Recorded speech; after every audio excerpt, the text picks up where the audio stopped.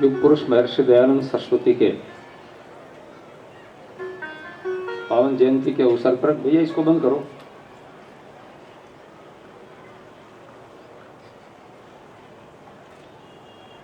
इस पुनीत अवसर के अवसर पर हमारे बीच में आज के इस कार्यक्रम में मुख्य अतिथि के रूप में उपस्थित, जिनका जीवन राष्ट्र के लिए समर्पित रहा है, ऐसे महामहिम राज्यपाल माननीय श्री ओम प्रकाश कोहली जी, सार्वदेशीय कार्य प्रतिनिधि सभा के प्रधान माननीय श्री सुरेश चंद्र अग्रवाल जी, समाज के प्रति समर्पित माननीय डॉक्टर के.डी. जेसवानी जी, यहाँ उपस्थित जिला पंचायत कच्छ के अध्यक्ष श्रीमती कौशल्या बहन जी,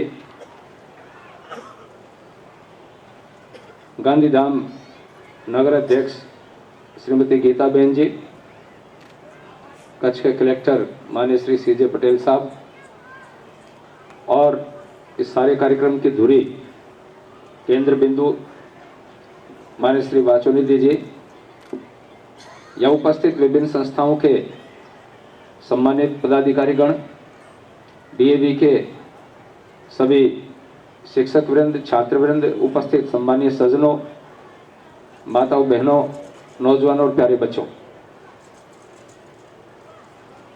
महर्षि दयानंद सरस्वती का नाम जब सामने आता है, उनके कृतित्व को हम जब देखते हैं, तो हमारे सामने बहुत सारी स्थितियां खड़ी हो जाती हैं। आप विचार कर सकते हैं कि 193 वर्ष पहले इस देश की परिस्थितियां क्या थी। यहां पर 1857 की क्रांति के बाद देश का कोई भी व्यक्ति स्वतंत्रता की बात करने से डरता था। महिला शिक्षा के क्षेत्र में हमारे देश की नहीं बल्कि पूरे विश्व की 50% आबादी को शिक्षा से वंचित कर दिया गया था। शिक्षा के क्षेत्र में बहुत कम लोग ऐसे थे जिनको पढ़ने का हक था, अधिकार था। अंधविश्वास और पाखंड की दृष्टि से देश बेड़ियों में जकड़ा हुआ था। ऐसी परिस्थिति में परमपिता परमात्मा ने इस गुजरात की पावन धरा पर एक व्यक्ति का अवतरण किया और उन्होंने अध्ययन करने के पश्चात अपना संपूर्ण जीवन राष्ट्र के लिए समर्पित किया। अभी भाई वाचोनिधि जी आपके सामने कच्छ के एक भूकंप की चर्चा कर रहे थे। मुझे भी उस समय 7 दिन तक यहाँ रहने का मौका मिला। ये बच्चे मेरे सामने बैठे हैं। मैं समझता हूँ महर्षि दयानंद की कल्पना थी। महर्षि दयानंद का एक प्रसंग आपको सुनाना चाहूंगा। एक बार गंगा के किनारे पर साधना में लीन थे। प्रातःकाल 5 बजे का समय था, भोर का समय था। एक माँ गंगा के किनारे आती है और एक कपड़े में से एक बालक को नदी में छोड़ देती है। अपने कदम पीछे हटाती है। तब तक महर्षि दयानंद की समाधि टूटने का समय हो गया था। उन्होंने देखा कि प्रातःकाल के समय में ही एक महिला इस पानी के अंदर क्या छोड़ करके जा रही है। उस कपड़े को निचोड़ करके पीछे हट रही थी। तभी महर्षि दयानंद सरस्वती ने उनको नमन करते हुए कहा कि मां, तुम प्रातःकाल इस पानी में क्या छोड़ करके जा रही हो। बंधुओं, उस महिला ने महर्षि दयानंद सरस्वती से कहा कि महात्मन, आप भगवान का भजन करो, आपको सांसारिक विषयों से क्या लेना है। लेकिन महर्षि दयानंद ने कहा कि नहीं, मैं आपसे जानना चाहता हूं कि आपने क्या छोड़ा है। तो उस महिला ने अपने दुख की बात बताई कि मैं एक विधवा महिला हूं। मेरा 4 साल का एक छोटा सा बालक था। मैं विचारती थी कभी युवा होगा, मुझे पालन पोषण करने के बाद मेरी वृद्धावस्था का ये लाठी का सहारा बनेगा, मेरी सेवा करेगा। लेकिन धनाभाव के कारण मैं इसकी उचित चिकित्सा नहीं करवा पाई और इसका प्राणांत हो गया। मैं प्रातःकाल अंधेरे में इसलिए चल करके आई कि इस पर कफन डालने के लिए भी मेरे पास पैसा नहीं था, तो मैंने अपने आधी साड़ी को फाड़ा और इस बच्चे को ढक करके मैंने नदी में छोड़ दिया।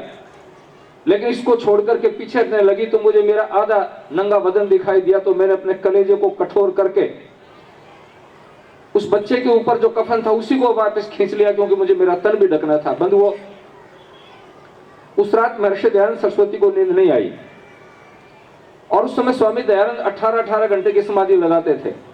मैं कई बार कहा करता हूं, टंकारा में शिव मंदिर की मूर्ति के ऊपर चूहा चढ़ करके देखते हुए शायद स्वामी दयानंद को वैराग्य नहीं हुआ होगा, लेकिन उस दिन उस विधवा महिला के दुख को देख करके, उसकी परिस्थितियों को देख करके दयानंद ने निश्चय किया कि दयानंद तू 18 घंटे की समाधि लगाकर अकेला मोक्ष में जाएगा, उसका कोई लाभ नहीं होगा। अपने उस मोक्ष के आनंद को ठोकर मार करके उस दिन दयानंद ने संकल्प किया, इस देश की गरीबी जब तक दूर नहीं होगी, देश से जब तक अंग्रेज नहीं जाएगा, देश गुलामी की जंजीरों से जकड़ा हुआ है, मुक्त नहीं होगा, गौ माता की रक्षा नहीं होगी, मेरे किसान का उत्थान नहीं होगा। महर्षि दयानंद दूरदृष्टि व्यक्ति थे। उस समय वो व्यक्ति कहता है कि राजाओं का राजा किसान। मैं समझता हूं कि किसान के लिए पहला शख्स था जिसने ये शब्द प्रयोग किए कि राजाओं का राजा किसान जब तक दुखी होगा तब तक देश का उत्थान और भला नहीं हो सकता। और दूसरी तरफ जब देश के ऊपर शोषण का डंका चल रहा था, विक्टोरिया ने बहुत सारे घोषणाएं की, तब दयानंद ने कहा था कि विदेशी राजा चाहे पितावत प्रजा के साथ व्यवहार क्यों न करे, परंतु विदेशी विदेशी होता है और स्वदेशी स्वदेशी होता है। दूसरी तरफ स्वामी दयानंद का स्वदेशी के प्रति कितना प्रेम था, आप उनके ग्रंथों को पढ़ेंगे। उनका एक ग्रंथ है संस्कार विधि, या शायद यह बिक रहा होगा। संस्कार विधि में स्वामी दयानंद सरस्वती विवाह प्रकरण में एक बात लिखते हैं, वर पक्ष जब वधु पक्ष के यहाँ जाए और आप देखते हैं कि वधु के लिए वर के लिए वस्त्र लेकर के जाते हैं, तो कहते हैं स्वदेशी वस्त्र लेकर के जाएं। 1886 के अंदर लिखे हुए 1876 में जिस ग्रंथ का प्रणयन दयानंद ने किया, उस समय कहते हैं कि स्वदेशी वस्त्र दिए जाएं, चाहे स्वदेशी हो, स्वभाषा हो, तो और कोई बात हो, जहां कहीं आप चिंतन करेंगे वहां आपको दयानंद दिखाई देगा। तो मैं आपसे निवेदन करना चाहता हूं, आज वर्तमान में देश जिस दिशा में बढ़ रहा है, आज भी दयानंद की आवश्यकता है। महर्षि दयानंद की बहुत बड़ी आवश्यकता है। युवाओं के प्रति जितने चिंतित थे, जितना मनन उनका था, माने कोहली साहब तो उन लोगों में से है जिन्होंने दयानंद को समझा है, पढ़ा है, देखा है, उस भट्टी में तपे हैं, उन संस्कारों में पले हैं। मैं आपसे भी एक बात कहना चाहता हूं, आज देश की परिस्थितियां क्या हो चुकी हैं।